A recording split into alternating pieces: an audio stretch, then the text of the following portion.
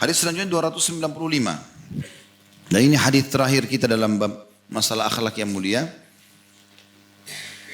Imam Bukhari berkata rahimahullah, Ibrahim bin Al-Munzir mengabarkan kepada kami, ia berkata, Ma'an mengabarkan kepada kami dari Muawiyah, dari Abdurrahman bin Jubair, dari ayahnya, an Nawas bin Sam'an Al-Ansari radhiyallahu anhu, annahu sa'ala Rasulullah sallallahu alaihi wasallam 'anil birri wal itsm. Qala al-birru husnul khuluq wal itsmu ma hakka fi nafsika wa karihta an yattali'a 'alaihi an-nas. Dari Nawas bin Sam'an Al-Ansari radhiyallahu anhu bahwa ia bertanya kepada Rasulullah sallallahu alaihi wasallam tentang pahala atau kebaikan dengan dosa. Maka beliau sallallahu alaihi wasallam menjawab, kebaikan itu berkumpul semuanya di akhlak yang mulia atau akhlak yang baik. Dan dosa, kau bisa tahu itu perbuatan dosa atau bukan, adalah apa yang menyesakkan dalam jiwamu dan engkau tidak suka jika orang lain mengetahuinya. Kandungan hadis ini yang pertama, di antara contoh perbuatan yang menunjukkan akhlak yang mulia adalah menyambung silaturahim, kejujuran, kelemah lembutan, menjaga diri dari yang haram, pergaulan, dan juga persahabatan yang baik serta ketaatan kepada Allah Ta'ala. Ini contoh-contoh akhlak yang mulia tentunya. Yang kedua, akhlak yang mulia akan mewariskan ketenangan dalam hati, jiwa yang lapang, serta timbulnya rasa malu terhadap manusia atas maksiat yang dilakukannya. Dan yang terakhir, yang ketiga adalah termasuk dosa jika dalam hati seseorang timbul keraguan-raguan terhadap sesuatu atau ia membayangkan bahwa hal tersebut merupakan dosa, kesalahan, atau jika ia melakukannya maka ia benci jika orang lain mengetahuinya. Sebelum saya jauh menjelaskan, khusus bab bakhil 139 sudah kita paparkan ya. Jadi itu dilewati nanti di pertemuan-pertemuan akan datang, kita akan mulai di bab atau pasal 140. Masih ingat itu hari ya?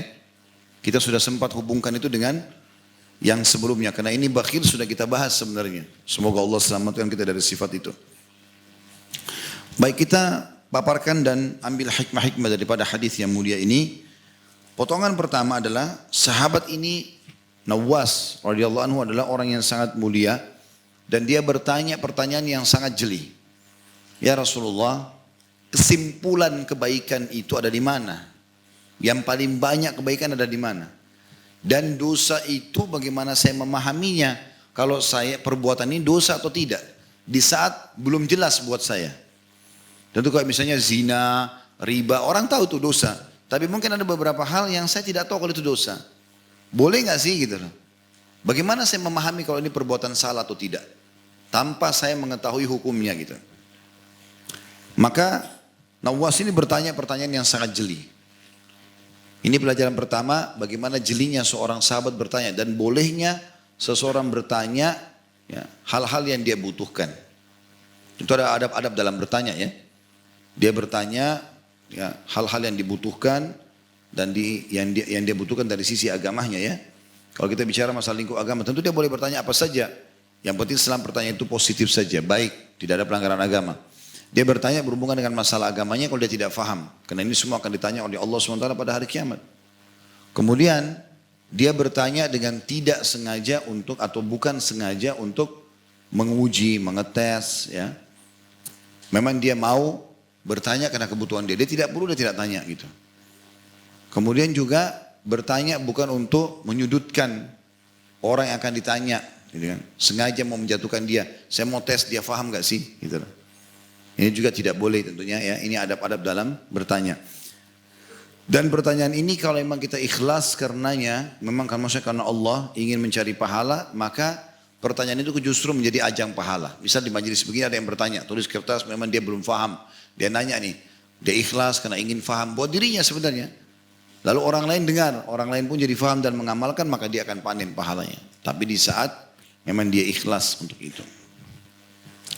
Pelajaran yang kedua adalah jawaban Nabi SAW. Kebaikan itu terkumpul semua di akhlak yang mulia. Artinya kapan kau coba mengerjakan rangkaian-rangkaian akhlak yang mulia, jujur, amanah, tanggung jawab, bakti sama orang tua, dermawan, semua itu maka berkumpul padamu semua kebaikan. Dan itu tentu tidak dilakukan kecuali orang-orang yang sudah tersentuh secara keimanan ya. Karena orang kalau mengerjakan kebaikan itu memang dasarnya ada potensi iman dalam hatinya yang akhirnya membuat dia melakukannya. Apalagi kalau dia melakukan perbuatan tersebut karena mengejar dengan ikhlas apa yang Allah janjikan, itu puncak ibadah. Dia bersedekah karena dia ingin mendapatkan ridha Allah, dia ingin menambahkan rezekinya dia, dan seterusnya. Ini apa yang sudah disyariatkan dalam agama, maka itu berpahala sendiri. Kemudian yang perlu kita titik beratkan bagian yang ketiga dari hadis ini adalah, dan dosa adalah yang menyesakkan dalam jiwamu dan engkau tidak suka jika orang lain mengetahuinya. Tentu sekali lagi kalau seandainya zina, riba, dosa-dosa besar, orang tidak sholat, orang umumnya tahu itu, gitu kan. Tapi kalau ada dosa yang kita tidak tahu nih, dosa nggak sih gitu. Bagaimana cara kita mengetahuinya? Maka Nabi berikan kata kunci. Selalu kau merasa ketakutan dan tidak nyaman dengan perbuatan itu. Kemudian juga kau tidak ingin orang lain mengetahuinya. Subhanallah, misal contoh. Ada orang tonton cuplikan tidak benar di HP-nya misal. Walaupun dia sendiri, muncul ketakutan gak? Ketakutan, dia gak mau takut kalau ada orang lewat langsung ditutup sama dia. Kenapa dia takut? Kalau memang itu sesuatu yang baik. Kalau dia nonton ceramah misalnya, biar orang datang tiba-tiba lihat dia gak takut. Tapi kalau dia tonton yang tidak benar, alaminya seperti yang Nabi SAW sampaikan. Sebenarnya dari situ dia sudah tahu kalau apa yang dia kerjakan dosa. Kan gitu. Karena dia tidak ingin orang lain mengetahui apa yang dia kerjakan gitu ya. Bukan di sini kita bicara masalah rahasia dia pribadi, bukan. Tapi kalau dia sedang mau tahu yang saya kerjakan ini berdosa atau bukan. Sementara belum ada kejelasan hukum bagi dia. Maka Nabi SAW jelaskan yang menyesakkan jiwamu dan juga yang kau tidak ingin orang lain mengetahuinya. Kita bicara sedikit masalah dosa teman-teman sekalian. Dosa ini efeknya banyak sekali. Efek yang paling mendasar adalah hilangnya kenikmatan ibadah itu sendiri. Efek pertama dari maksiat adalah nanti akan hilang kenikmatan ibadah itu sendiri. Misalnya kehusyuan, semangat untuk mengerjakan ibadah itu akan hilang. Itu efek pertama. Jadi tadinya Bapak Ibu rutin subuh langsung sholat, sekarang malah kebablasan lewat. Yang tadinya Bapak Ibu suka sekali sedekah, tiba-tiba jadi malas melakukannya. Itu ada efek dari dosa.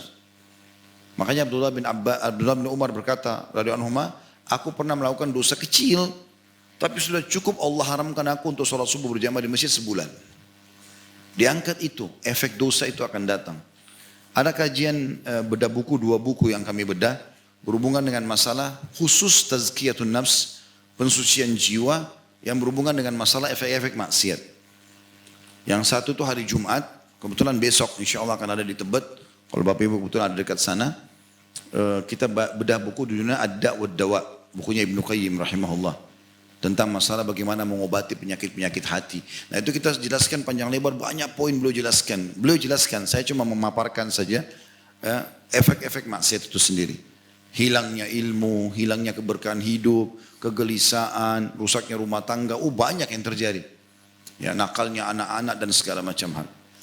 Juga ada satu buku lagi, kalau nggak salah kemarin kita bedah itu, sebulan sekali. Judulnya Kiat-Kiat Hijrah. Nah di antara yang ditekankan oleh penulis itu adalah, jadikan dosamu itu besar, atau anggap dosamu besar, dan tidak bolehnya seseorang itu menganggap dosanya kecil. Karena ada hadis Nabi SAW yang berbunyi, hati-hati kalian dengan dosa-dosa yang dianggap remeh. Kan cuma dosa kecil gitu kan. Karena perumpamaan itu seperti satu kaum yang turun di sebuah lembah, lalu mereka mau masak. Mereka ingin membuat makanan. Maka mereka butuh ranting-ranting yang dikumpulkan supaya bisa menjadi api gitu kan. Potongan-potongan kayu. Maka setiap anggota tadi, orang-orang itu keluar, nyebar nyari ranting-ranting. Masing-masing yang ini membawa satu ranting, ini bawa satu ranting, ini bawa 2 ranting. Kecil-kecil, tapi akhirnya karena disatukan menjadi sebuah alat bakar yang besar dan menjadi api yang besar. Kata Nabi SAW, begitulah perumpamaan dosa-dosa kecil. Hari ini dilakukan 1 kali, besok sekali, lusa sekali, nanti lama-lama jadi besar dia. Dan akhirnya bisa membakar. Seperti itu gambarannya. Jadi kita memang dari awal harus menutup pintu-pintu itu. Maksiat itu tentu semaksimal mungkin ya. Manusia tidak bisa luput dari kesalahan. Tapi kita coba maksimal mungkin dan Allah berikan taufiknya. Yang penting Bapak Ibu mau dulu. lakukan, tinggalkan itu. Haram, agama haram, sudah saya nggak mau tahu. Mau orang goda enggak, saya nggak mau lakukan. Sudah ini haram, nggak boleh. Kita komitmen dengan itu, gitu kan. Godaannya memang besar, tapi kita berusaha untuk meninggalkannya. Kalau kita tinggalkan itu, maka secara otomatis nanti iman kita akan naik. Nah, iman kalau naiknya lebih khusyuk dalam sholat, lebih enak dan segala macam. Tidak ada efek-efeknya itu ya. Belum lagi hilangnya keberkahan hidup, ya. Belum lagi kegelisahan. Jadi orang subhanallah yang mabuk-mabukan semalaman di diskotik, bangun pagi, walaupun tidurnya lama, walaupun dia semalam merasa gembira, nyanyi-nyanyi segala macam, bangun pagi sumpek, walaupun orang kafir. Yang mereka dasarnya menganggap itu halal dalam agama mereka. Enggak ada orang ngindap dengan kemaksiatan lalu hidupnya tenang, besoknya enggak ada. Bahkan sebaliknya kata Nabi SAW, kalau manusia tidur diikat oleh 3 ikatan oleh syaitan. Kalau dia bangun, dia berzikir kepada Allah, baca zikir bangun tidur, dilepas 1 ikatan. Kalau dia wudu, terlepas ikatan kedua. Kalau dia sholat, terlepas ikatan ketiga. Dan kau akan temui orang itu paling bahagia pada hari itu. Kata kunci kebahagiaan di situ. Kita biar tidur cuma 2 jam, 3 jam teman-teman. Berapa kali saya praktikin itu subhanallah. Cuma 2-3 jam tidur kadang-kadang malam. Karena adanya aktivitas yang harus saya selesaikan misalnya. Nggak bisa. Pagi habis subuh sudah harus ke masjid dan habis itu ada persiapan pengajian lagi. Tapi karena ke masjid sholat, pulang segar subhanallah. Dibandingkan dengan orang walaupun tidur dari habis isya langsung, tapi dia kebablasan subuhnya, kemudian dia bangun, kita akan temukan hari itu ada saja masalah yang dihadapi. Gitu kan? Ada saja masalah yang dihadapi. Jadi memang tidak mungkin salah apa yang telah Allah subhanahu wa ta'ala janjikan. Allahu a'lam.